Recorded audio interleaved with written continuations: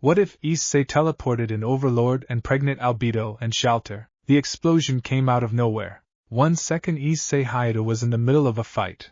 A pretty bad one, honestly. And the next second the entire sky ripped open like someone had just taken a knife to the air itself and dragged it sideways. He didn't even have time to yell before the pull hit him. It was like getting grabbed by the biggest hand in existence and just yanked, hard, through a hole in the world. He screamed anyway. It felt like the right thing to do. Drake! What is happening? The familiar red light of the boosted gear on his left arm pulsed. The dragon that lived inside it, Drake, the Welsh dragon, the Red Dragon Emperor, one of the most powerful beings in the history of the world, sounded, for the first time in a long while, genuinely unsure. I don't know, partner. This isn't any dimensional technique I recognize. This isn't devil magic, angel magic, or fallen angel. This isn't sacred gear interference. This is something else entirely. Something else entirely is not helpful right now. I know. Hold on. Issei held on. He didn't have much choice. The tunnel he was being dragged through was dark and bright at the same time, which shouldn't have made sense but somehow did. Colors that didn't have names twisted past him. He heard sounds that weren't sounds, more like feelings turned into noise. His whole body hurt in a way that wasn't quite pain, more like every part of him being stretched and pressed at the same time. Then it stopped. He hit the ground. Hard. Really hard. The impact knocked all the air out of him, and he just lay there on his back for a solid 10 seconds staring up at a sky that was the wrong shade of blue. Not wrong, just slightly off. Like when you remember a color from a dream and try to describe it, and realize you can't quite pin it down. The sky here was blue but deeper than it should be, richer, like someone had turned the contrast up on the whole world. Ow, Issei said. Are you alive? Barely. He sat up slowly. Patted himself down. All limbs present. No bones broken as far as he could tell. His school uniform, he'd been heading to club activities when everything went sideways, was torn at the shoulder and dirty from the landing. The boosted gear was still active, humming quietly on his left arm, green gem glowing. Okay, I'm okay. Where am I? He looked around. Forest. Dense, old forest. The kind that looked like it had been there since before human beings got the idea to start cutting things down. The trees were massive, trunks wider than his apartment building, bark the color of dark iron, branches so thick with leaves that they turned the sunlight green and gold on the way down. The ground was soft, covered in moss that was so perfectly green it looked almost fake. Somewhere nearby water was moving. Birds he didn't recognize were making sounds he'd never heard. It was beautiful, actually. In a way that made the back of his neck prickle. This is not Ko, Issei said. No. It is not. This is not Japan. Also correct. Is this even Earth? Drake was quiet for a moment. The kind of quiet that meant he was actually thinking hard, scanning, processing. The boosted gear's gem pulsed in slow, steady beats as the dragon inside it reached out and tasted the magical composition of the world around them. I don't believe so, Drake said finally. The mana, the magical energy in this world, operates on completely different principles than what we know. It's not demonic energy. It's not divine. It's not the energy of fallen angels or dragons as I understand them. It's something older and stranger. This world has its own system, partner, and we are entirely outside of it. Issei stood up. Brushed dirt and moss off his knees. Took a deep breath of air that tasted cleaner than anything he'd ever breathed in his life, which he could appreciate despite the terror, and looked around again with the systematic eye of someone who had been in enough dangerous situations to know that panicking was the least useful option available. Can we get back? Not from here. The rift that pulled us through has closed. I can feel the residue of it, but there's nothing to work with. We would need either someone from our side to open a new gate, or for us to find technology, or magic in this world capable of dimensional travel. So we're stuck. For now. Yes, great. Issei ran a hand through his brown hair. Okay, fine. We've dealt with worse. Probably. Can you sense anything around us? Any life? Any power signatures? Yes. That's actually what I want to talk to you about. Something in Drake's voice made Issei's skin tighten. That doesn't sound good. There are power signatures in this world, partner. Multiple ones. At various distances. And some of them are. The dragon paused again, which was never a good sign. Very large. How large? Larger than most things we have fought. Possibly larger than things we have fought and barely survived. Issei looked at the deep forest around him. The beautiful, ancient, suddenly very ominous deep forest. He straightened his back, cracked his knuckles, and did what Issei Hayate always did when faced with an impossible situation. He decided to walk toward civilization and figure it out. Which direction? He asked. Southeast. I'm detecting what might be a settlement of some kind. Human energy signatures, relatively weak. Southeast it is. He started walking. Hey, Drake? Yes? When we get back home, I'm going to eat so much ramen. Noted. The walk took about 40 minutes. The forest was quiet in the way that suggested things were watching but staying back, which Issei was grateful for. He caught glimpses of movement in the trees twice. Something large, something that moved wrong for any animal he could name, but nothing approached him. He figured the boosted gear's passive energy output was probably keeping the local wildlife cautious. Good. He wasn't in the mood. The settlement was small. A cluster of maybe 30 buildings around a dirt road, wooden structures with thatched roofs, a well in the center, a few horses tied up outside what looked like a tavern. Medieval, basically. Like someone had built a stage set for a fantasy story. Issei stopped at the tree line and looked it over. People were moving around. Normal-looking people. Humans, from what he could see. Farmers, merchants, a few people who looked like they might be some kind of guards based on the mismatched armor they were wearing. Okay, Issei muttered. Low profile. Just walk in, look friendly, try to communicate, figure out. The boosted gear pulsed. It did that sometimes when Issei wasn't deliberately activating it, usually in response to external magical stimulus. A kind of passive alert system. Right now it pulsed in a way that felt like warning rather than power-up, a short quick beat that meant pay attention. Issei paid attention. He walked into the settlement. The first person who saw him stopped walking. Just froze, mid-step, 1 foot in the air, and stared at the green glowing gauntlet on his left arm with an expression that was pure, uncut terror. Hey, Issei said, keeping his voice calm and his hands visible. I'm friendly, okay? I'm lost. I just need. The person turned and ran. Not walked fast. Ran. Full sprint, abandoning whatever they'd been carrying, gone between 2 buildings in about 2 seconds flat. Issei said. Then 3 more people saw him, and did the same thing. Then a woman grabbed 2 small children and pulled them inside a building, slamming the door. Then the guards, there were 4 of them, saw him, and they had the opposite reaction to running. They raised their weapons. Swords and spears pointed at him, hands shaking but trying. Hold it! One of them yelled, in a language Issei didn't know but whose meaning was pretty clear from context. Okay, I'm holding it. Issei raised both hands. See? No weapons. I'm not fighting. I'm just lost, I swear. The guards didn't lower their weapons. The boosted gear kept glowing, because it always glowed, which was clearly not helping. The one guard in front, older than the others, gray at his temples, scar on his chin, had positioned himself between Issei and the rest of the now rapidly emptying settlement. His spear was pointed directly at Issei's chest. His hands weren't shaking. Issei respected that. They can sense the dragon energy from the gauntlet, Drake said quietly. Even if they don't understand what it is. Their instincts are telling them to be afraid. I figured, Issei said under his breath. To the guards he tried again, softer, slower. I'm not here to fight. I came from very far away. I don't know this place. I need help. The language barrier was total. The words meant nothing to them. But tone, Issei had learned from years of navigating tense supernatural situations, crossed most barriers. He kept his voice low and even, he kept his hands up. He didn't make any sudden moves. The scarred guard's eyes moved between Issei's face and the boosted gear 3 times. Then he said something to the others, short and sharp. A command.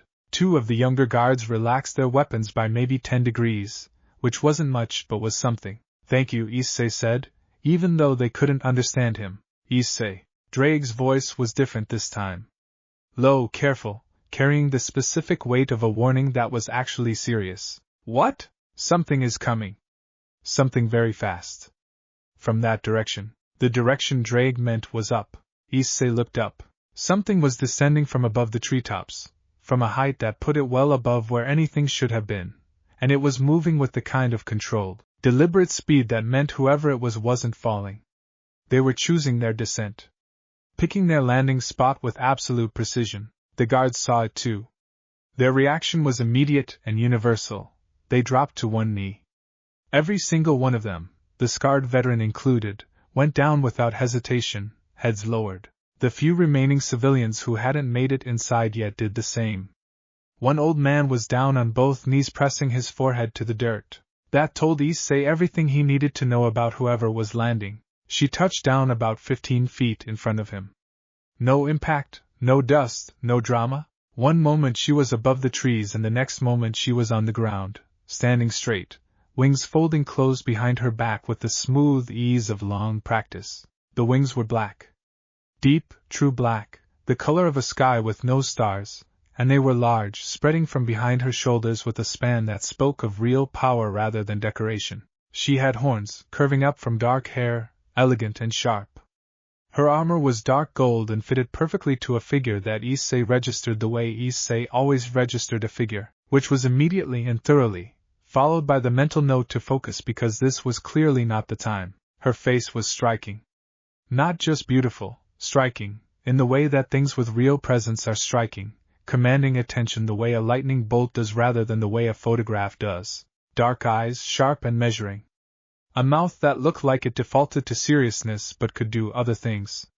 Hair as dark as her wings falling past her shoulders. She looked at Issei. He looked at her. The guard stayed kneeling. Well, Issei said, because silence felt worse. Hi. She didn't respond. The dark eyes moved across him with the steady, clinical attention of someone used to evaluating threats. They paused on his face, probably reading his lack of fear, which was either confusing or concerning to her, possibly both. They dropped to the boosted gear on his left arm, and there they stopped. Something shifted in her expression. Not quite recognition. More like the look a person gets when they find something that doesn't fit the category they expected. Partner, Drake said, and his voice was doing something unusual, something between alert and something harder to name. The power coming from her is not a bluff. She is genuinely, substantially powerful. Be very careful. Noted, Issei said under his breath. The woman's eyes came back up to his face. She said something, and though Issei still didn't understand the words, he caught enough of the cadence to recognize that it was probably a demand rather than a question. Something along the lines of explain yourself, or who are you, or why aren't you dead yet? I don't understand you, Issei said. He kept his hands visible, kept his voice steady, tried to look as unthreatening as a teenage boy with a glowing dragon gauntlet could reasonably look. I know you don't understand neither. My name is Issei. Issei Hayadu. I got pulled here by accident through some kind of dimensional rift, and I have no idea where I am or how to get back. I'm not here to cause trouble. He said it clearly, evenly, watching her face while he talked. Most of it was probably noise to her. But the name part, he pointed to himself when he said it, slowly, seemed to register. Her head tilted slightly. A small motion. Possibly processing. Then she said something else. Shorter this time. More clipped. And then something extraordinary happened. The boosted gear flared, bright and sudden, and for a half-second the air between Issei and the woman crackled with energy, his dragon aura reaching out and brushing against whatever magical force surrounded her. It lasted barely a moment.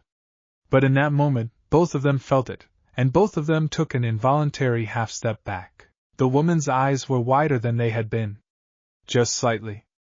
A crack in the composure. Issei felt it too, a kind of recognition that made no sense because they had never met. The boosted gear sometimes did this near beings of exceptional power, resonating slightly the way a tuning fork responds to its own pitch. But this was stronger than anything he'd felt before. More complex. Interesting, Drake said very quietly. Don't, Issei told him. I haven't said anything. You were going to. The woman had recovered her composure. The wider eyes were back to steady and measuring. She looked at Issei for a long moment more, then made a decision. He could see it in the set of her jaw and the slight shift of her shoulders. She reached out and said something, and this time the cadence was clearly different.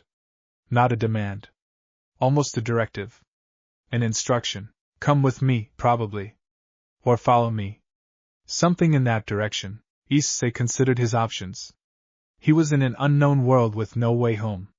He had no map, no allies, no understanding of the local language or power structure. The woman in front of him was clearly high enough in whatever hierarchy existed here that armed guards threw themselves on their knees at the sight of her. She wasn't attacking him, even though she'd had the chance.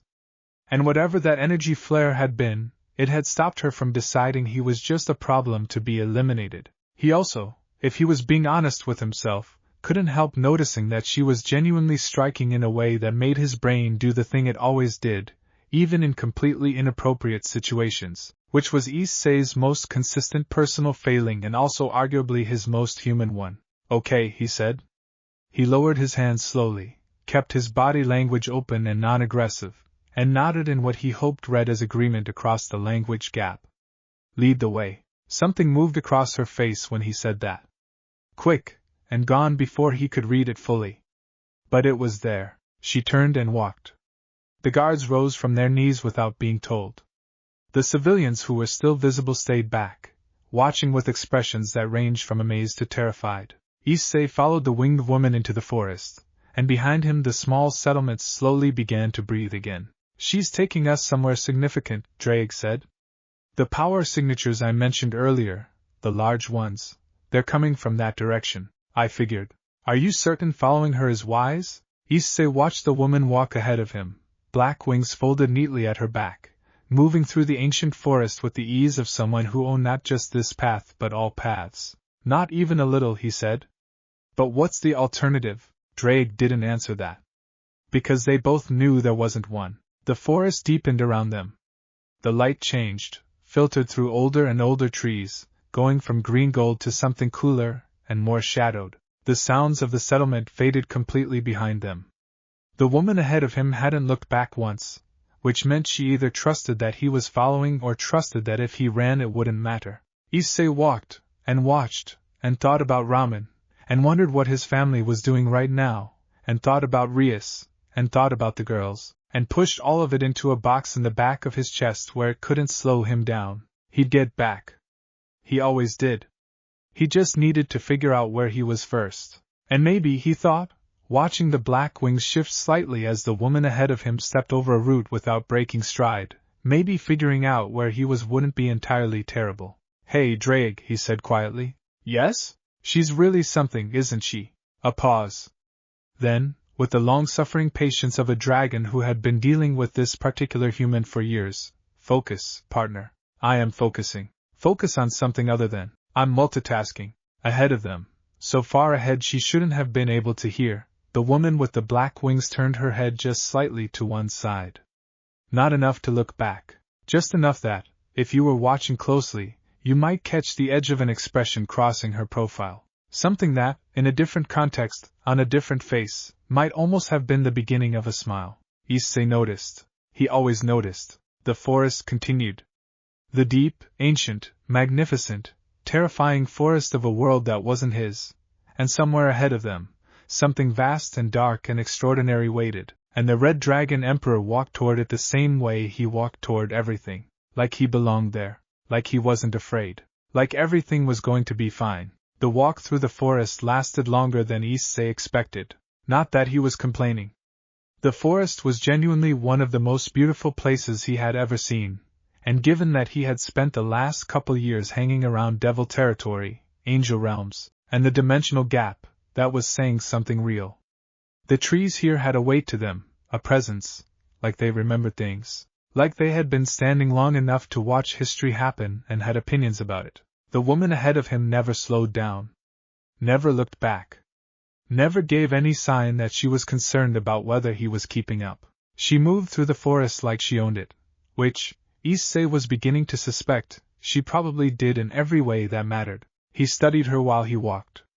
Not in a way he was proud of, exactly, but in the honest way that Issei had always been honest with himself about these things. She was tall, maybe 3 or 4 inches shorter than him, which put her above average for a woman by a good margin. The black wings were folded tight against her back now, the tips just clearing the ground when she moved over lower ground. The dark gold armor she wore covered her shoulders, her chest, her forearms, functional and clearly high quality, not decorative. Her hair moved slightly when she walked. She carried herself the way people carried themselves when they had never in their entire life had a reason to be afraid of anything around them. Not arrogance, exactly, more like a deep, settled certainty that the world around her would arrange itself appropriately. Issei found that fascinating. Most of the powerful beings he knew, even the ones who were genuinely terrifying, had some layer of performance in how they carried themselves. They were projecting strength, at least partly for the benefit of anyone watching. This woman didn't seem to be projecting anything. She just was. Her magical output is consistent, Drake said. Not fluctuating the way someone who is suppressing power would. Either she is at her natural level, or she is suppressing so completely that I cannot detect the effort. Either option is significant. What's the dominant type of energy? Issei asked, keeping his voice low. She was far enough ahead that normal speech probably wouldn't carry, but he had learned that probably was not the same as certainly. I still cannot categorize it cleanly. The closest I can get is that it resembles divine energy in its structure, but the origin is different. More like energy that was designed rather than energy that simply exists. Crafted, almost. Crafted, Issei repeated. Like someone built her. That is a strange way to put it. Is it wrong? Drake paused. Not entirely. Issei filed that away. Ahead of him, the woman had stopped. Not gradually, just stopped, mid-stride, with the clean precision of someone who had decided to stop and had stopped. Issei slowed and came to a halt about 10 feet behind her, giving space, watching. She turned around. It was the first time she had looked at him directly since the village, and the full effect of it was something Issei had to consciously work through. Her eyes were dark, almost black, and they were doing what he could only describe as reading him. Not just looking. Reading. Going over his face, his posture, the boosted gear, back to his face, with the systematic thoroughness of someone conducting an assessment. He let her look. He had nothing to hide. He had found, in general, that people who were used to others flinching or going submissive under that kind of scrutiny sometimes recalibrated when someone just looked back at them without all that. This woman seemed to recalibrate slightly. Her chin came up a degree. Her eyes narrowed slightly, not in hostility but in the way they narrow when something doesn't match the expected result. She said something. A full sentence this time, not a command.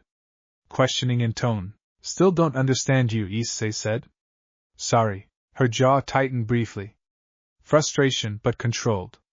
She was clearly used to being understood, used to people responding to what she said the right way immediately. The language barrier was an inconvenience she hadn't accounted for. Then she did something that surprised him.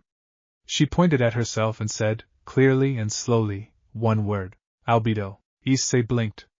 Then he understood. She was giving him her name. He pointed at himself. Issei. She repeated it. Issei. The pronunciation was slightly different. She hit the second syllable a bit harder, but it was recognizable. She seemed to test it in her mouth, saying it once more quietly, then looked at him with an expression that wasn't quite satisfaction but was adjacent to it. Albedo, Issei said, trying her name back. Something happened to her face when he said it. Small. Quick. The composed expression stayed largely intact but something underneath it moved, a kind of response she hadn't prepared for, and wasn't sure what to do with. She looked away for a half-second, the first break in that steady direct attention, then looked back. Okay, Issei said, and he let himself smile a little. Nice to meet you, Albedo. I'm Issei Hayato. I'm 17, I'm from Japan, which is probably not a place you know. I have a dragon living in my arm, and I have absolutely no idea what's going on. Just so we're clear, she didn't understand the words. But she watched his face while he spoke and her expression shifted through several things quickly. The slight wariness when he smiled, a flicker of something he couldn't name when his tone stayed easy and open, something that might have been calculation at the end when she seemed to be deciding what his manner meant. She was used to being feared.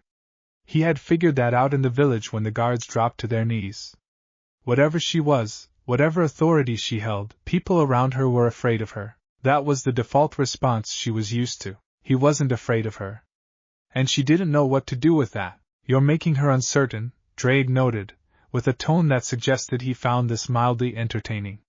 "Which is probably not a state she experiences often," I noticed. "Try not to make her too uncertain. Uncertain can become dangerous with someone at her power level. Relax. I've got this." "That is statistically one of your least reliable statements."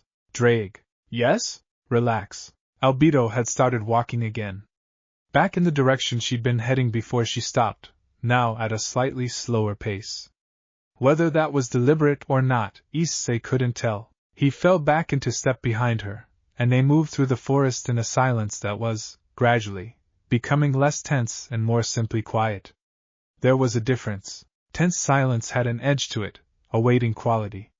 This was starting to feel like two people who didn't share a language, but had at least agreed on a basic situation, and were moving through it together. About 20 minutes later the trees began to thin, and then they were out of them entirely, and Issei stopped walking for a second because what was ahead of him needed a moment to process. The tomb was vast. That was the only word that really covered it. It rose from the earth like it had always been there, and the earth had simply grown up around it, a structure of dark stone and black metal that seemed to absorb light rather than reflect it. It was not a castle in any way Issei recognized. It was not a temple, not a fortress in the traditional sense. It was something that had its own category, its own architecture, built according to principles that cared nothing for human comfort or conventional aesthetics, and everything for a kind of dark, deliberate grandeur. Torches burned along the outer walls. Not orange fire. Blue-white fire, cold and steady. Power signatures rolled off it in waves that Issei felt in his chest. "That," he said, "is a lot." "Yes," Drake agreed. "The large signatures I mentioned are coming from inside that structure. Multiple of them. And the structure itself, the stone, the metal, all of it, is saturated with magical energy. Someone built this place with power worked into every part of it." Albedo had stopped beside him. Not ahead, beside. She was watching his face as he looked at her home, and whatever she saw there seemed to satisfy something in her, because she stood up slightly straighter in a way that read as quiet pride. "You built this?" Issei asked, knowing she wouldn't understand. She didn't understand the words. But she caught the look on his face, the genuine, undisguised awe, and she straightened further and said something in a tone that was unmistakably yes. "And what of it?" Issei laughed. It just came out, a short, genuine laugh, not at her but at the situation, at the absurdity of standing in a world he'd never heard of in front of a building that shouldn't exist next to a winged woman who couldn't understand him and was quietly proud of her enormous, terrifying home. Albedo blinked. She had not been laughed near in what was clearly a very long time. Not laughed at. He wasn't laughing at her, and she was sharp enough to register the difference, but laughed near. In her general vicinity, in a way that was warm rather than mocking. She didn't know what to do with that either. "You keep surprising her," Drake said. "Is that good? Ask me in an hour." The entrance to the tomb was guarded by creatures that Issei catalogued quickly and without letting his expression change. Tall, armored, clearly not human, clearly very strong. They looked at him the way things looked at him when they were deciding between threat to eliminate and threat to monitor. Their eyes moved to Albedo. She said one short word. The decision was made. They stepped aside. The interior was as overwhelming as the exterior had suggested it would be. Issei had grown up a fairly normal kid in a fairly normal town before the devil stuff started. Then he had spent a couple of years navigating a world of supernatural power, an ancient hierarchy, and beings who had existed for longer than human civilization. He thought he had recalibrated his sense of scale reasonably well. This place recalibrated it again. The ceilings were so high they disappeared into shadow. The corridors were wide enough to drive several trucks through side by side. Everything was built at a scale that suggested the people who made it had either been very large, or had very deliberately wanted every person who walked through it to feel small. Statues lined the walls, of figures Issei didn't recognize, carved with the kind of detail that takes years. Magic pulsed through the stone itself, visible as faint lines of light in the rock, like veins. Servants moved through the corridors. Some human-looking, some not. Every one of them stopped what they were doing when Albedo passed and lowered their eyes. Every one of them looked at Issei with an expression that suggested they would very much like to lower their eyes at him too, but were too alarmed to manage it. Albedo led him through a series of turns and corridors and a wide staircase that went down before going up, which seemed backwards but probably had a reason. She moved with the certainty of someone who knew every inch of this place, which she clearly did. She was home. This was her home, in a way that went deeper than just the building she lived in. This place was part of her, and she was part of it. Then she stopped in front of a large set of doors, turned to Issei, and put one hand on his chest. Not pushing. A gesture. Stop here. Wait. Her expression was direct and serious, the composed authority fully back in place now that they were on her territory. Gotta, Issei said. I'll wait. She studied him for a second to make sure the agreement was real, then opened the doors and went inside, pulling them mostly closed behind her. Issei stood in the corridor and breathed. Around him the tomb moved at its own pace. A servant with pale, wide eyes hurried past and refused to look at him. Somewhere deeper in the structure he heard something that might have been voices, too far away to make out. The blue-white torches on the walls burned without flickering, steady as stars. You're calm, Drake observed. I'm managing. Most people would not be managing, in this situation. Most people haven't done the stuff we've done. That's fair. The boosted gear was still pulsing its slow, steady rhythm. Not warning. More like a heartbeat, just present. Issei looked down at it, at the green gem that had been part of his life since the day he got it, at the gauntlet that had grown with him through every impossible thing he had survived. Hey Drake, he said quietly. Yes. What did you feel back there, in the village? When the energy flared? The pause this time was long enough to mean something. I felt her, Drake said. Not her power. Her. Whatever is at the core of what she is. It reached out and my energy reached back and for a moment they touched. Another pause. I have felt things like that before. Not often. Not in the context I expected here. What does it mean? I don't know yet. But I don't think it was random. The doors opened. Albedo stepped back out, and behind her something walked that made every system in Issei's body want to update his threat assessment in a hurry. It was tall. Robed. Dark. And where a face should have been there was a skull, white and clean and expressionless, sitting above the robes with the absolute ease of something that had never needed to perform life for anyone's comfort. Issei looked at it. It looked at him. Or rather, the empty eye sockets of the skull turned in his direction, and Issei had the very clear and specific sensation of being seen thoroughly despite there being no visible mechanism for seeing. That, Drake said with careful, precise weight, is the largest power signature in this structure. The skull-faced figure said something. A single sentence. It wasn't threatening in delivery, but it was very clear in intent. You are being addressed by something more powerful than you, and the appropriate response is attention. Albedo stood slightly to its left, her posture different here than anywhere else Issei had seen her, still formal and straight but with an additional quality, a layer of deference that had not been present even with the guards at the village. Whatever this figure was to her, it ranked above. Supreme, maybe, in the actual sense of the word. Issei looked at the figure. He did not bow. He did not step back. He met the empty eye sockets with the same steady attention he'd given Albedo, and he said, evenly and clearly, My name is Issei Hayadu. I'm not from here. I'm not a threat. I'd really like to find a way home, but until that's possible, I don't mean any trouble for anyone. He had no idea if any of those words meant anything.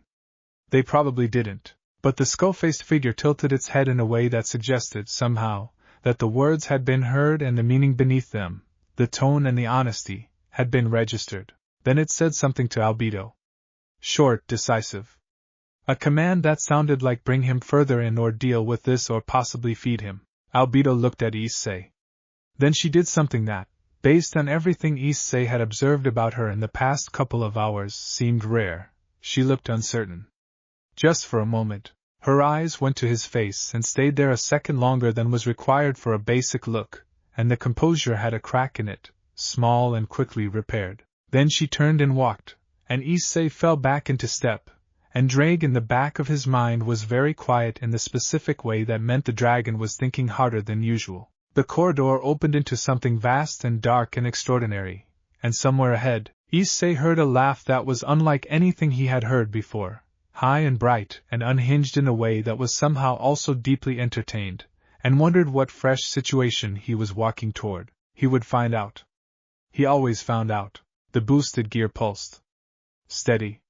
Present. Like a heartbeat that had decided it belonged here, at least for now. The room they brought him to was bigger than his entire school. Issei stood in the doorway for a moment, and just took it in. Because some things deserve a moment before you try to process them. The throne room. And it was clearly a throne room. There was no other category that fit. Stretched out in front of him with the casual confidence of a space that had never needed to impress anyone because impressing people was beneath it. The ceiling vanished into darkness somewhere far above. The floor was black stone polished to a mirror shine. Pillars ran along both sides, carved with figures and patterns that Issei's eyes wanted to follow but his brain couldn't quite parse. At the far end, on a raised platform accessed by wide steps, sat a throne that looked like it had been grown rather than built, dark and complex and radiating the specific energy of something that had held real power for a very long time. The skull-faced figure walked ahead without pausing, robes moving with a stillness that suggested the air itself was being polite. Albedo was a step behind and to the left, wings folded, hands clasped, the picture of composed authority. Issei walked in the middle of all of it trying to look like he did this every day. There are 6 distinct power signatures in this room, Drake said quietly. Not counting the figure we already identified. They are positioned along the sides. Watching, Issei didn't look for them. Looking for them would mean acknowledging he noticed them, and acknowledging that would change the dynamic in ways he couldn't predict yet. Instead he kept his eyes on the throne, on the figure settling into it with the unhurried ease of someone who had sat in that specific spot 10,000 times, and he walked forward until Albedo put a hand on his arm. Light, just a touch, a signal, and he stopped. The skull face regarded him. Up close, in the throne room light, the figure was even more arresting than in the corridor. The robes were layered and dark, high quality in a way that spoke of both power and deliberate presentation. Rings on the finger bones, each one glowing faintly with contained energy. A staff held loosely in one hand, topped with something that Issei's boosted gear responded to with a slow, careful pulse. Then the figure spoke. And something happened. The words came out in a language Issei didn't know, the same as everything else he'd heard since arriving, but this time something came with the words, a low, resonant quality, almost subsonic, that Issei felt in his back teeth and his sternum. Not pain.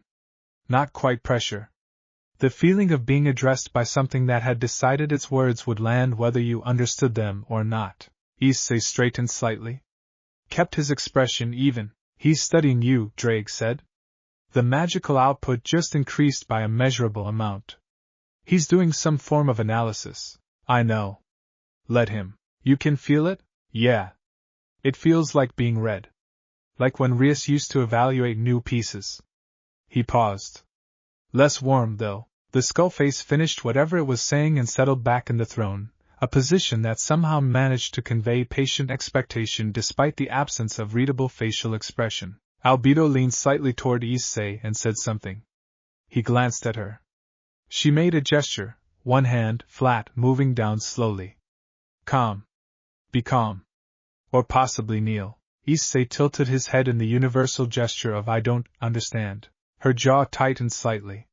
Then she did something that was clearly an effort. She pointed at the figure on the throne, said a name, or a title, the weight of it suggested title.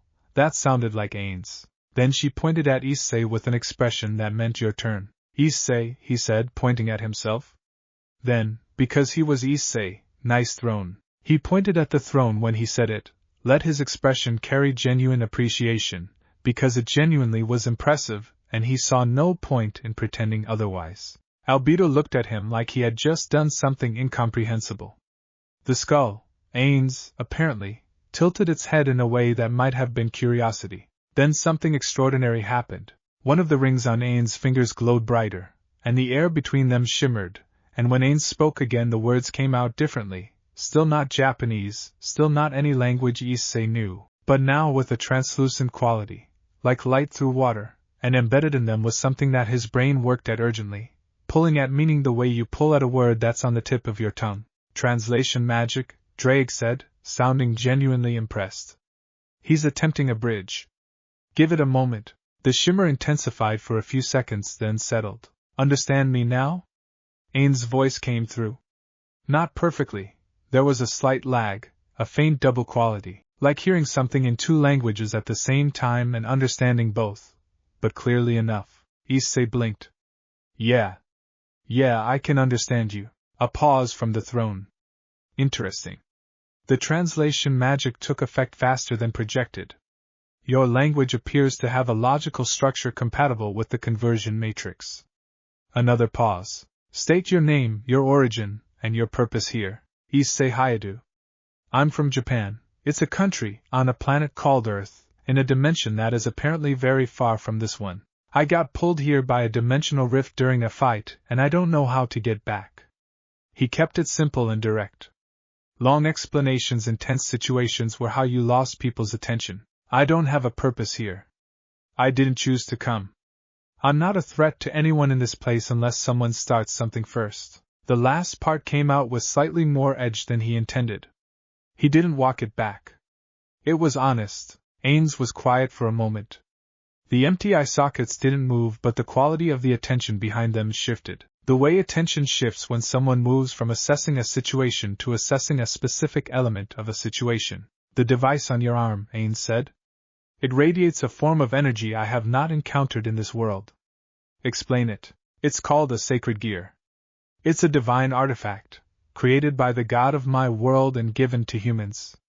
This specific one is called the boosted gear. It houses a being called Drake, the Welsh dragon, the Red Dragon Emperor. Issei glanced at the gauntlet. He's been with me for a couple years now.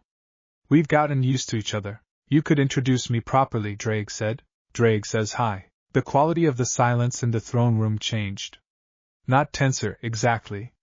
More focused. From the sides of the room, where Drake had told him 6 power signatures were waiting, Issei now caught movement in his peripheral vision. Subtle. But there. A dragon, Ainz said. Sealed within an artifact. Created by a god. Another pause, longer this time. And you carry this casually. I mean, it's been 2 years. You get used to it. Albedo made a sound beside him. Not a word. A short, controlled exhale that was the tightly contained version of being exasperated by something. You are either extremely confident or extremely foolish, Ainz said. My friends go back and forth on that, Issei said. Probably both, honestly. And then something happened that nobody in the throne room seemed to expect, based on the collective stillness that followed it. Ainz laughed. It was short, and it cut off quickly, and it had the quality of a sound that had escaped rather than been allowed out. But it had happened. Albedo's head turned sharply toward the throne. A quick look of pure surprise there and gone. Ainz straightened. Set his staff slightly more formally. You will stay in Nazarick as a temporary guest while we study the dimensional anomaly that brought you here. You will not access restricted areas. You will not interfere with the operations of this place. And you will submit to whatever analysis my scholars require in order to understand your sacred gear and its implications. That all sounds fine, Issei said. Can I ask one thing? A pause. You may ask. What's this place called? The whole place. The world, the tomb, all of it. The tomb is called the Great Tomb of Nazarick. The world, something in Ainz's voice shifted, a note that Issei couldn't quite read, does not have a name I am certain of. The locals call it the New World. That will suffice for now. Nazarick, Issei repeated, looking around the throne room one more time. The massive pillars, the polished stone, the blue-white fire and the sconces on the walls. Okay. Thanks for not killing me. Another controlled pause from the throne. The day is not over, Ainz said, and it was completely impossible to tell if that was a threat or a joke. Issei decided to treat it as a joke. Albedo gave him the tour herself. She didn't have to. He figured there were servants for that, and various other staff of the tomb who could have done it just as well. but she fell into step beside him after they left the throne room and started explaining things, still partly in translation magic, which had apparently been extended to include her as well, the words coming with that slight double quality, and she clearly had no intention of delegating. He didn't complain. Nazarick was, simply, unlike anything he had seen. Each floor had its own character, its own atmosphere, its own population of beings that ranged from the slightly unsettling to the completely mind-bending. The fourth floor had an enormous underground lake that Albedo gestured toward with the casual manner of someone pointing out a feature of mild interest, while Issei stared at the water and the things moving in it, and kept his face carefully neutral. "How many floors does it have?" he asked. 10, Albedo said. "Plus the surface area and the surrounding territory. And you're in charge of all of it?" She didn't answer right away. They were walking along a corridor on the 6th floor, which had the specific oppressive beauty of a place designed to make you feel like you were being watched from all directions simultaneously. "I am the overseer of the floor guardians," she said finally. "Each floor has its own guardian. I coordinate them and report to Lord Ainz." "That sounds like a big job." She glanced at him. "It is. Do you like it?" The glance became a look. Longer, more complicated. "No one has asked me that before," she said, and her voice had a quality he hadn't heard in it yet, something stripped of its formal edges. "Seems like a reasonable thing to ask. Most people in this place do not ask me things. They receive instructions." She paused. "Or they beg. Which do you prefer?" "Instructions," she said immediately. Then, a beat later, something crossing her expression that she didn't seem to have prepared a response for. "Usually." Issei smiled. He didn't make a thing of it, just smiled and kept walking, and she looked forward again, and her wings shifted slightly in a way that had no practical purpose. They turned a corner, and nearly walked into someone short, with silver hair that reached the ground and red eyes that had the quality of things that had seen a lot and found most of it entertaining. She was dressed elaborately, in a style that leaned toward deliberately provocative in a way that had probably been calculated to the last detail. She was looking at Issei with the bright, unguarded interest of someone who had just found something unexpectedly fascinating. She also had fangs, and a very slight quality around her that Drake's passive detection flagged as highly dangerous. "Do not underestimate." "Oh my," she said, and the translation magic carried her voice with perfect clarity. She looked Issei up and down in a way that reminded him, with uncomfortable familiarity, of certain members of his peerage on their more energetic days. "What is this?" Shalltear, Albedo said. One word, flat, carrying a volume of meaning. "Albedo," Shalltear said back, equally flat, equally loaded. Her red eyes slid from Issei to Albedo and back to Issei with the easy precision of someone tracking exactly what dynamic they had walked into. "Is this Lord Ainz's new guest? The one with the dragon?" "Yes. He is under my guidance and is not to be. He has eyes, Albedo. He can speak for himself." Shalltear looked at Issei directly, tilting her head in a way that was both a challenge and an invitation, her silver hair sliding over one shoulder. "Can't you?" "Yeah, I can speak for myself," Issei said. "I'm Issei." "You're Shalltear?" Something flickered in Shalltear's red eyes at the casual ease of his tone. The same thing that had flickered in Albedo's eyes in the village. That recalibration, that small surprised adjustment to someone who was not performing the expected response. "I am Shalltear Bloodfallen," she said. "Floor guardian of the 1st through 3rd floors of Nazarick. True ancestor vampire." She said the last part with a specific emphasis that was clearly intended to produce a reaction. "Cool," Issei said. "I've met vampires before. You seem more put together than the ones I know." The emphasis had been intended to produce fear, or possibly awe. Cool was evidently not in the projected range of outcomes.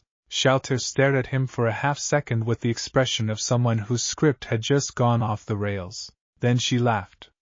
Short, genuine, surprised out of her. Albedo's expression did several things in rapid succession. "You've met vampires," Shalltear repeated, like she was testing whether the sentence made more sense the second time. "Couple of them. They were trying to eat my friends, mostly. It was a whole thing." He shrugged. "Not saying you'd do that. I'm just saying, not my first rodeo." "Rodeo," Shalltear said, clearly not having a reference for the word even through translation magic. He means it is not his first encounter with dangerous beings, Albedo said tightly. I understood the meaning, Albedo. I was asking about the word. Shalltear's eyes went back to Issei. Where do you come from that you speak so casually about vampires and dragons and dimensional rifts? Japan, Issei said. It's complicated. I would very much like to hear the complicated version, Shalltear. Albedo's voice had taken on a quality that was not quite warning but was clearly adjacent to it. We are both floor guardians, Shalltear said, still looking at Issei. I have as much right to interact with Nazarick's guest as you do. You have the right to acknowledge him and move on. That is technically one option, yes? Shalltear smiled, and her fangs caught the torch light. I prefer this one. Issei looked between the two women. The specific quality of the tension between them was something he had a certain amount of experience with.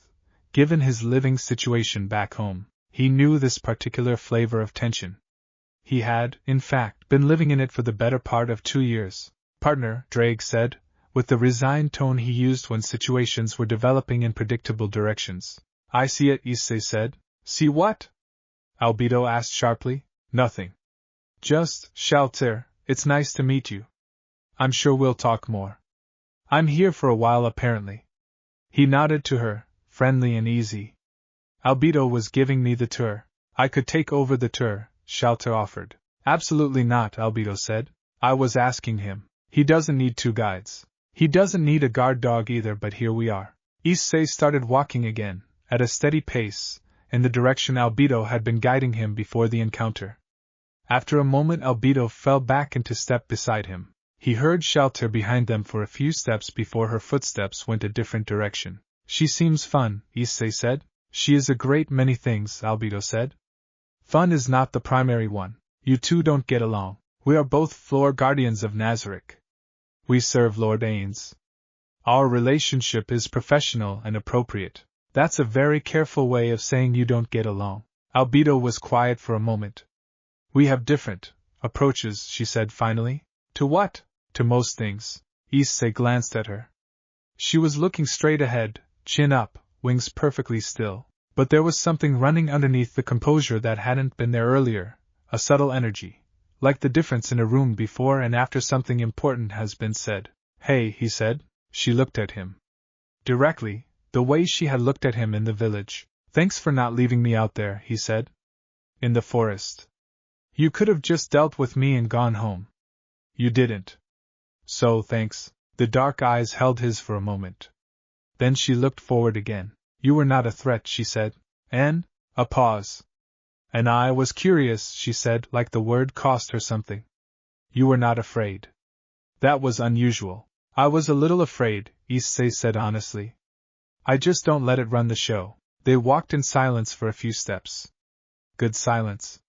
The kind that has something in it rather than nothing. The next section of the tour, Albedo said, back in her formal guide mode, is the 7th floor. I will warn you in advance that the ambient temperature is significantly lower than what you may be accustomed to. Good thing I run warm, Issei said. Another one of those small, quick things crossed her face. Gone before he could fully catch it.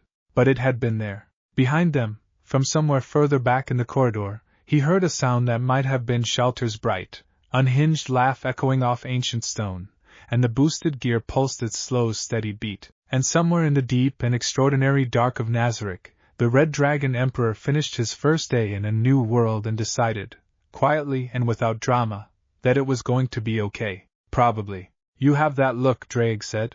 What look? The one where you have already accepted the situation and started building a life in it. Issei thought about that. Thought about the throne room, and Ainz's skull face and that surprised laugh. Thought about Albedo's wings and the crack in her composure that kept appearing and getting patched back up.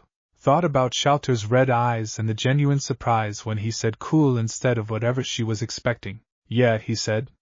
Probably. You are either the most adaptable person I have ever inhabited, Drake said, or the most reckless. Why not both? The torches burned blue-white in the dark. The tomb breathed around him, vast and ancient and somehow, in the specific way that impossible things sometimes do, beginning to feel a little bit like somewhere he could exist. The sparring grounds of Nazarick were not what Issei expected. He had expected something functional. A training room, maybe, stone floors and enough space to move around. What he got instead was an entire floor section that had been converted into something closer to a small arena, with tiered observation areas along the walls and a floor that had clearly absorbed a significant amount of magical violence over the years based on the scorch marks and impact craters that had been only partially repaired. The ceiling here was lower than the throne room but still high enough that someone with wings could get airborne without hitting anything, which Issei suspected was a deliberate design choice. The whole thing had been arranged in about 4 hours. That was the part that quietly impressed him most. Not the size of it, not the obvious magical infrastructure, but the speed. He had mentioned to Albedo, in the careful, limited vocabulary way they were still navigating even with translation magic smoothing the edges, that he trained regularly, that staying sharp was something he took seriously. She had relayed something to someone, and 4 hours later he was standing at the edge of a fully prepared arena with what appeared to be a significant portion of Nazarick's combat personnel arranged along the observation tiers, watching him. Ainz was there. Up in the highest observation tier, robes settled, staff across his knees, skull face giving nothing away as always. He had said, through Albedo's translation, that this served a dual purpose. It would give Issei the training session he was used to, and it would give Nazarick a proper assessment of his capabilities. 2 birds, 1 stone. Practical. Issei respected practical. Albedo stood at the arena's edge, to his left. She had not sat in the observation area. She had positioned herself at floor level, which he had noticed and filed away without commenting on. So how does this work? Issei asked her. You will face a series of opponents, she said. Each progressively stronger. You may stop at any time. What happens if I lose? You will not lose to the first several. That's not what I asked? She looked at him. If you are defeated, the match ends and you receive medical attention if needed. And if I win all the way through? Something moved in her expression. We will see. Issei rolled his left shoulder. The boosted gear responded, the green gem brightening slightly in what had come to feel over the years like eagerness. Drake getting his focus sharpened, the dragon in the gauntlet orienting toward combat the way a compass needle orients north. Ready? Drake asked. Always, Issei said. The first opponent walked out. The first 3 were what Issei privately categorized as warm-up. Not easy. Nothing in Nazarick was easy, he was learning, but manageable at his base level without needing to boost. They were heavily armored undead warriors, strong and fast and completely without fear or pain response, which made them tactically interesting because the usual tells weren't there. No flinching, no protective instinct, no hesitation when damaged. He adapted. He had been in enough fights against opponents who didn't feel pain to know the adjustment. You stopped watching for winces and started watching for structural damage. You hit until something stopped working rather than until something hurt. He put the first one down in about 90 seconds. The second one took longer, almost 3 minutes, because it had a reach advantage and used it well. The third one he finished in under a minute by using the arena wall as a bounce point in a way that was technically reckless but worked. Light applause from the observation tiers. Polite, controlled, the kind of applause that acknowledges competence without committing to being impressed. They're recalibrating their estimate of you upward, Drake said. Slightly. Good. I'm just getting started. The fourth opponent was different. Not undead. A living creature, humanoid but large, with 4 arms and skin the color of old iron and eyes that had the quality of something that had been fighting for a very long time and had learned everything the fighting had to teach. It carried 2 weapons, 1 in each of the upper arms, and it moved with the specific economy of motion that meant it never wasted energy. Issei activated the boosted gear properly this time. Boost! The green gem flared. His physical parameters doubled. He felt the familiar surge of it in his muscles and his reaction time, the world going slightly slower relative to him as his speed increased. He squared up against the 4-armed creature, and they went at it. It was a good fight. The creature was technically excellent, and its 4 arms created attack angles that he had to learn on the fly, adjusting his defensive positioning in real time. It landed 3 solid hits on him that he was going to feel tomorrow. He landed 6 on it, each boosted, and after the 6th one it raised one of its upper hands in what was clearly enough gesture and stepped back. More applause. Less polite this time. Actual interest coming through. He looked up at the observation tiers. Found Ainz watching with the same unreadable stillness. Found various floor guardians he had been introduced to by name but not yet gotten a real read on. Found a large dark-skinned warrior with insected features sitting utterly still, watching with what might have been respect. Found 2 young-looking elves, one dark and one light, one of whom was tugging the other's sleeve and pointing at him with obvious excitement. Then he found Shalltear. She was sitting at the edge of her tier, legs dangling, silver hair hanging down, red eyes fixed on him with an expression that was doing several things simultaneously. Interest, clearly, evaluation, absolutely. And something underneath both of those that was more complicated and that she wasn't bothering to hide. When she realized he'd spotted her looking, she didn't look away. She held his gaze and smiled, slow and deliberate, and lifted an eyebrow in what was clearly a your move gesture. Issei looked back at the arena floor. She's going to volunteer, Drake said. I know. You should be careful. She is very strong. I know that too. I was going to say unpredictable. The strength is the secondary concern. The next 2 opponents came and went. He was fully warmed up now, the boosted gear running steady, his body in the rhythm of combat that he had spent 2 years building. The fights were harder. One of them genuinely pushed him, a fast and technically brilliant fighter who used illusion magic alongside physical combat in a combination that cost Issei 2 boosts and a bruised rib before he found the pattern and broke through it. When that one ended, the arena was quiet for a moment. Then a voice from the observation tier, bright and clear and carrying the specific energy of someone who had been waiting for exactly this moment. My turn. Shalltear dropped from the tier to the arena floor the way a person drops a piece of paper, with total indifference to the height, landing in a small cloud of displaced air and settling upright without any apparent effort. She was not in her full combat form, whatever that looked like. She was dressed the same as when he met her in the corridor, elaborate and composed, silver hair loose. She looked at Issei across the arena floor with her red eyes bright, and her fangs showing slightly at the edges of her smile. I've been watching, she said. You're good. Thanks, Issei said.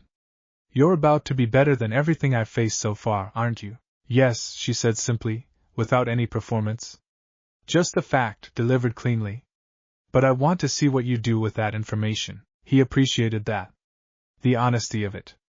A lot of powerful beings he'd encountered liked to play games with how much they revealed about themselves before a fight, creating false uncertainty to gain psychological advantage. Shalltear just told him the truth and let it sit there. Full effort? He asked. Appropriate effort, she said. I won't kill you. Lord Ainz would be displeased.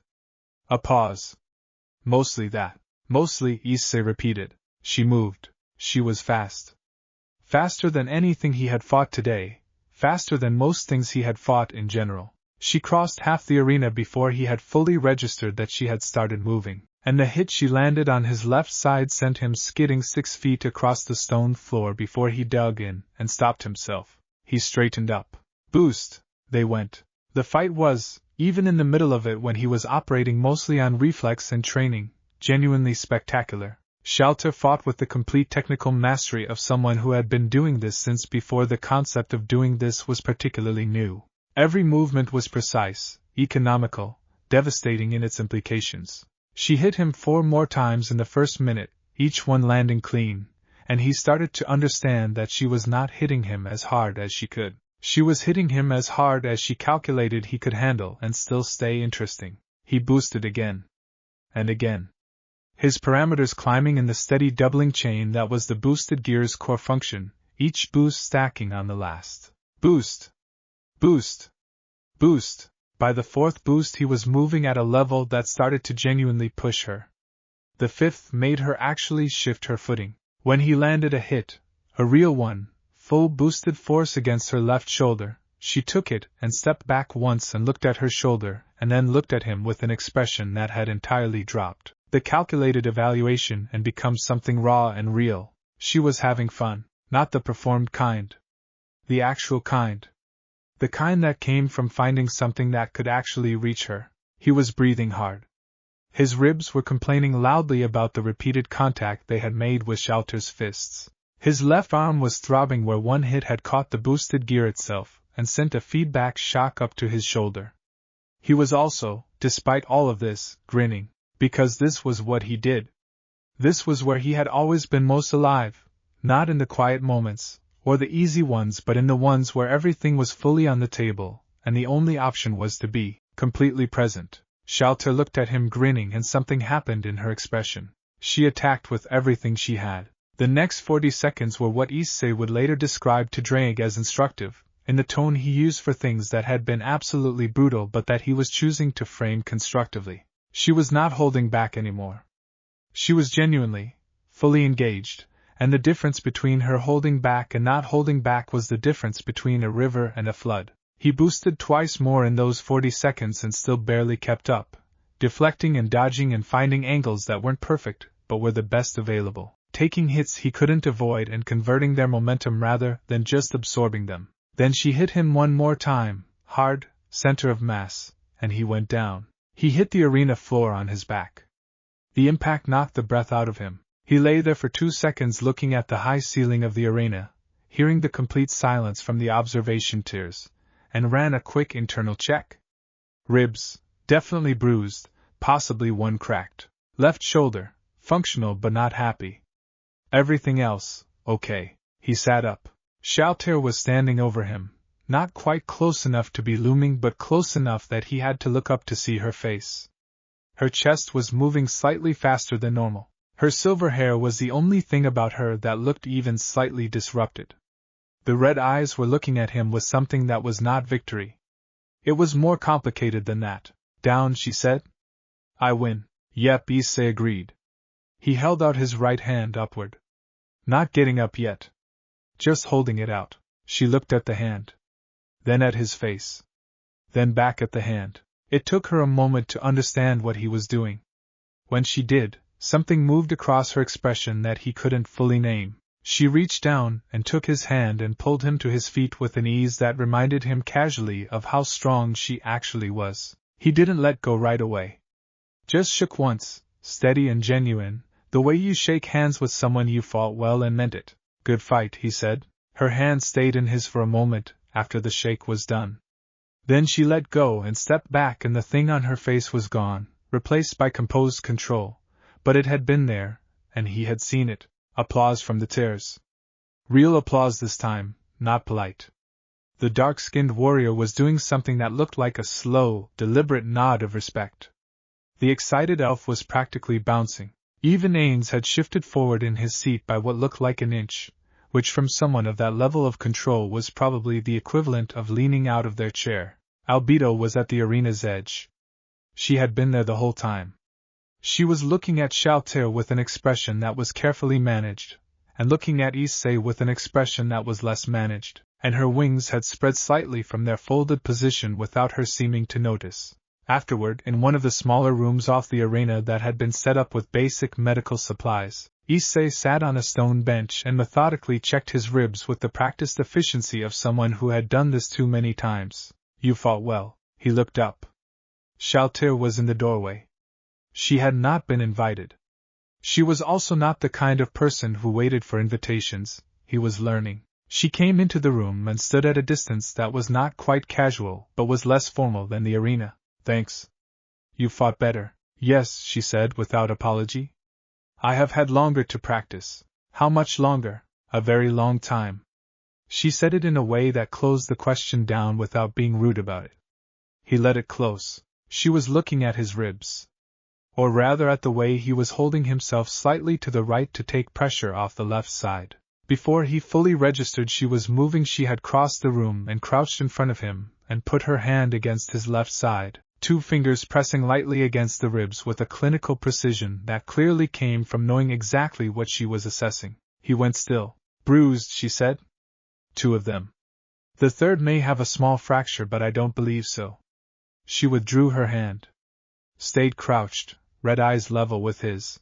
Up close, without the arena distance, her face had a quality it hadn't shown before, something younger or older, he couldn't tell which, something that existed underneath the elaborate composure. You know medicine? He asked. I know bodies, she said, which was a sentence that could have been unsettling but came out as simply factual. I have had occasion to study them. Right. Vampire. Yes. She stood. moved to the small table where the medical supplies were laid out, and found something, a roll of cloth for binding, and came back. May I? He blinked. You want to, your ribs need support. I am efficient at this. You could do it yourself, but not as well with one good hand. She waited, cloth in hand, expression level. Issei thought about it for about half a second, decided that the clinical practicality she was clearly operating from was genuine, and not anything else, and nodded. Sure. Thanks. She wrapped his ribs with the same precise efficiency she brought to everything, and for a few minutes the room was quiet except for the distant sounds of the arena being cleared and the soft sound of cloth moving. Her hands were careful, exactly as careful as they needed to be and no more, hitting the balance between effective support and not aggravating the injury. When she tied off the end she stepped back. You were grinning, she said. During the fight. When I stopped holding back. Yeah, most things stop grinning at that point. I know. But that's the part one like. When it's real. He rolled his shoulder carefully, testing. The binding helped. You were having fun too. She was quiet. Then I was. When was the last time that happened? In a fight? The quiet this time was longer. She was looking at the middle distance, at the wall behind him, and her face had that thing on it again, the younger or older thing, the underneath quality. A long time, she said? Not sad. Just honest. Well. He stood up, tested his weight on both feet. Functional. Everything was functional. Anytime you want another round, just say the word. She looked at him. The red eyes had something in them that she didn't name, and he didn't push on. I'll remember that, she said. He walked to the doorway and stopped. Turned back. Shalltear? Yes, thanks for the ribs. The wrapping, I mean. He paused. Both things, actually. She stared at him for a half-second. Then she made a sound that was not quite a laugh and not quite not one. Go rest, Issei Hayadu. He went. In the corridor outside, Albedo was waiting. He had known she would be. She fell into step beside him with the composure fully in place, wings folded, eyes forward. They walked in silence for a moment. You lost, she said. Yep. You seem unconcerned. I lost to someone much stronger than me who has been fighting for a very long time. That's not embarrassing. That's just information. Albedo considered this. Most who lose to Shalltear are not walking afterward. I feel like she made some choices in that direction. She did. A pause. That is unusual. I know. They turned a corner. The corridor widened. Somewhere ahead was the section of Nazarick where Issei had been given quarters. 2 rooms, more space than he had expected, furnished with a simplicity that felt like someone had made actual effort to think about what a human might need rather than just giving him whatever was closest. Albedo, he said. Yes. Who trained you? To fight. You clearly know how. She was quiet for a moment. The ones who made this place, she said. The supreme beings. They gave us everything we know. All of it? Everything you are? Yes. He thought about what Drake had said. Crafted. And is that? He started. It is enough, she said, and her voice had a finality that was not angry but was complete. It closed the question the way Shalltear had closed hers, with the ease of someone who had made peace with the boundary a long time ago. He respected it. Okay, he said. Good night, Albedo. She stopped at the door to his quarters. Looked at him in the way she kept looking at him, that reading look, that assessment that never quite seemed to finish. You fought well today, she said. Genuinely, thanks. He held her gaze. You watched the whole time. The composure did not crack. But her wings shifted, and she said nothing, and after a moment she turned and walked back down the corridor with the absolute certainty of someone who owned every step she took. Issei watched her go. Partner, Drake said. I know. You have that look again. I know that too. This is going to be complicated. Everything is complicated. He opened the door to his quarters. The room inside was dark and quiet, and utterly unlike anything from his world, and somehow he was already starting to get used to it. That's never stopped me before. He went inside. The door closed. In the deep and breathing dark of Nazarick, 2 women who had never needed anyone before lay awake in their separate quarters and stared at their separate ceilings and did not, for once, have a ready answer for what they were thinking about. The dragon in the gauntlet on the bedside table glowed faintly in the dark, steady, present, like a heartbeat that had decided it was home.